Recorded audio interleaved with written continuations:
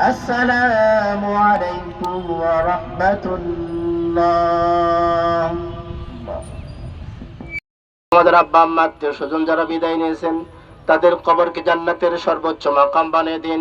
মালিক জীবন দিয়েছেন, পুঙ্গাত্ব বরণ করেছেন, মালিক আপনি তাদের মাফ করে দিন।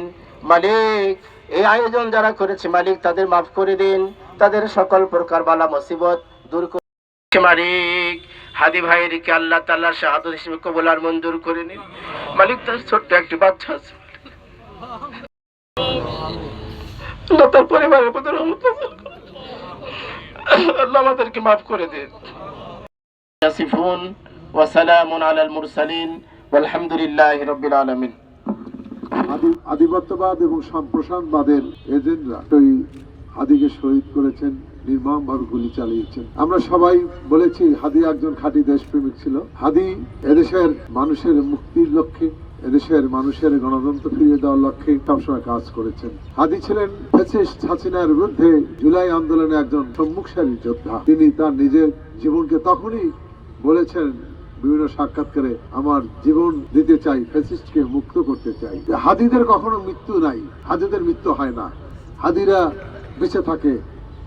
বাংলাদেশ যতদিন থাকবে হাদিরা বেঁচে থাকবে। আজকে আমরা জানাজায় দাঁড়িয়ে আমরা দোয়া করব মহান রাব্বুল আলামিন হাদিকে যেন সর্বোচ্চ স্থান জান্নাতুল ফেরদৌস নসিব করেন।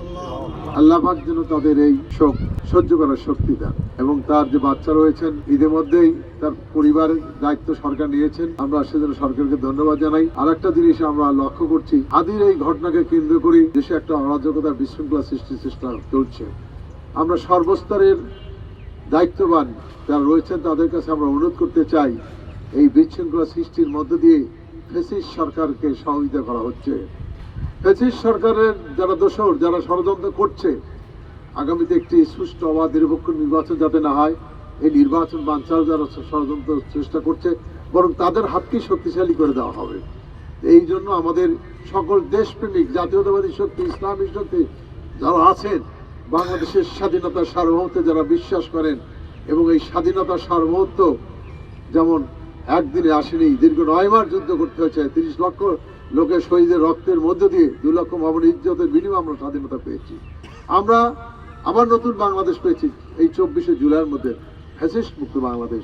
আমাদের 70 থেকে শুরু করে 24 জুলাই পর্যন্ত সব শহীদের প্রতি আমরা গভীর সমবেদনা জানাই। আজকে ওসমান হাদির এই জানাজায় আমার মূল কথাটা থাকবে এইটাই, আমরা যে যে আদর্শের হয়ে যে যে দল করি, আমাদেরকে একটা ব্যাপারে ঐক্যমত্য হতে হবে, সেটা হলো বাংলাদেশের স্বাধীনতা সার্বভৌমত্ব।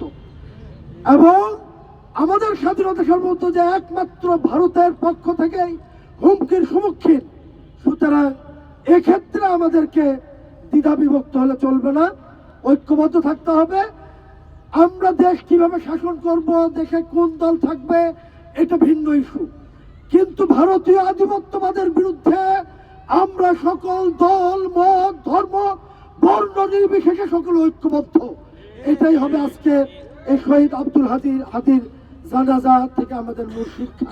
ভিডিও দেখছি, হাসপাতালে গিয়েছিলাম, সেখানে ওনার একটা ভিডিও, একটা ছবি দেখার পরে বাপ ভাঙা উচ্ছ্বাসে ভাসিয়ে দিচ্ছে আমাদের।